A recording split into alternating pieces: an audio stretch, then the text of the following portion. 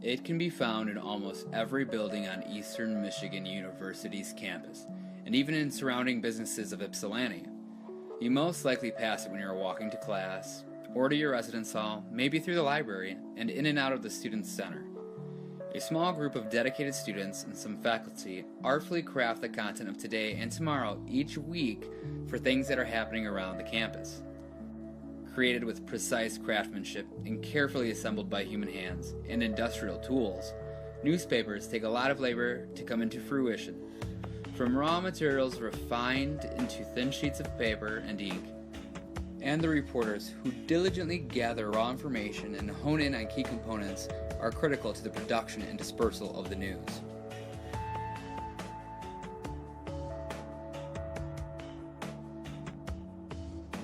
Newspapers in America began as a way to spread information and become an important political force with regards to the American Revolution. This trend continued after the United States gained its independence, and newspapers took the role further of providing political information to the citizens and the backing of religious institutions. The Eastern Echo was formed in 1881, where it was previously called the Normal News. The college had not yet undergone its renaming to Eastern Michigan University and was known as Michigan State Normal School. This newspaper is an organization that is run solely by the students, and a faculty advisor is there to help with obtaining advertisements and to make sure that the student journalists are abiding by the university's rules. The Normal News worked to cover local campus events and activities and happenings in the local Ypsilanti community. The organization underwent a name change in 1899 when the school became a university and its name was rebranded to Michigan State Normal College. The newspaper changed accordingly to the Normal College News. In 1956, the Normal College News changed their name for a second and final time to the Eastern Echo, corresponding with the school's name change to Eastern Michigan University. The Echo continued to serve the students as it previously had, by carefully and meticulously gathering relevant information from all around the campus and surrounding local community. This practice continues to this day.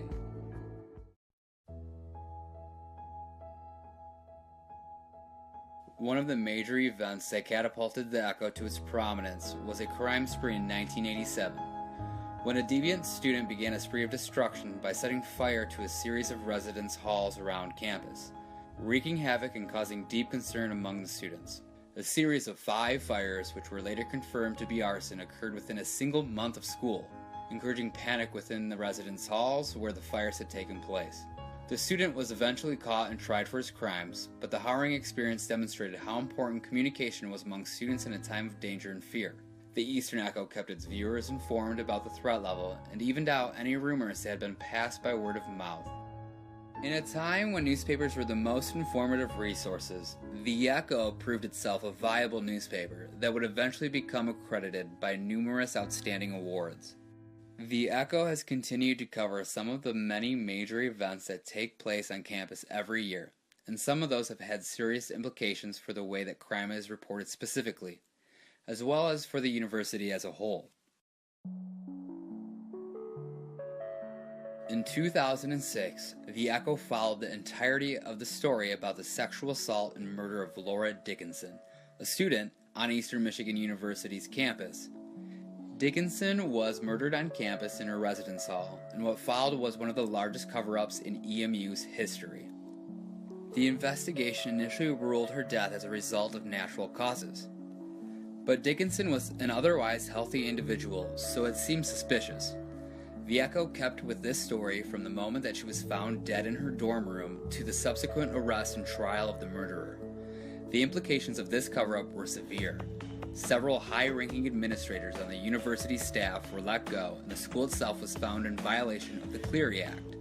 This act states that universities that receive federal aid are required to report any and all crimes on or near campus. The fine that EMU had to face was the largest that any university in violation of the Clery Act has ever had to pay. While the story was covered by many news outlets, students were able to get the information much easier and quicker through the publication of the Echo.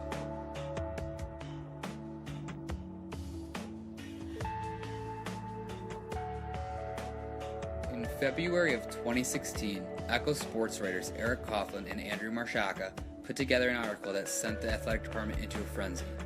They put together the article which headlined, "Empty Seats, the Athletic Department's Battle to Fill the Convo for Basketball Games."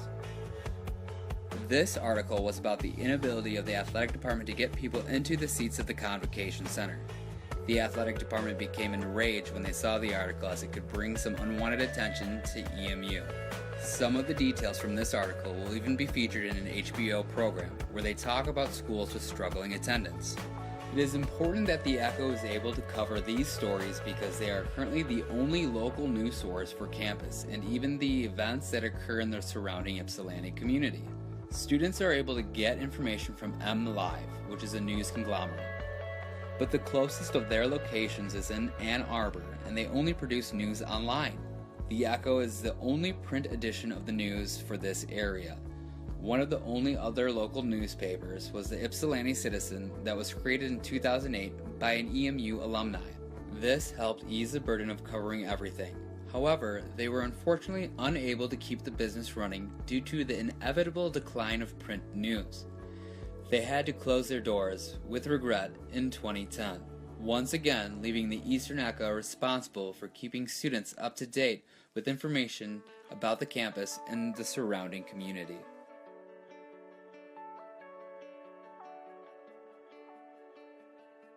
Since the organization is run by students that are paid for the positions that they hold, it is difficult to get funding to assemble this massive project.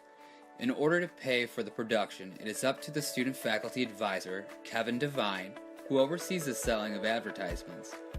His work is vital because the paper is entirely funded in this manner.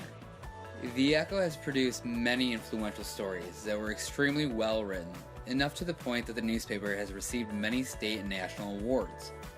Since the 1970s, the paper has won 13 Pacemaker Awards from the Associated Collegiate Press, which is the highest student publication award that can be obtained. It also has won many other state awards each year from the Michigan Collegiate Press Association. Some challenges the Echo faces today are getting students to actually commit to the stories they write and keep a consistent flow of coverage. The current journalistic landscape is changing, with transition to the idea of digital first, where news outlets write and post the stories as soon as they have been covered or even as they are occurring. This is a challenge for the Echo, because they are mostly print publications, so they hold onto their stories until the paper is released. Another challenge to the Echo is appealing to a difficult demographic. The average age of Eastern Michigan students is much higher than other universities. The average is 24.5 years of age. At other schools, the average tends to be around 20. This makes maintaining a reader base difficult because students that are older typically have busier lives and less time to pay attention to local campus news. The Eastern Echo is always looking for expanding its staff, so if you're interested in joining to write, edit, or photograph for the organization, you can visit their offices in King Hall, on campus, or call them to make an appointment with an editor. The number is 734-487-1010 and help contribute to the Eastern Echo.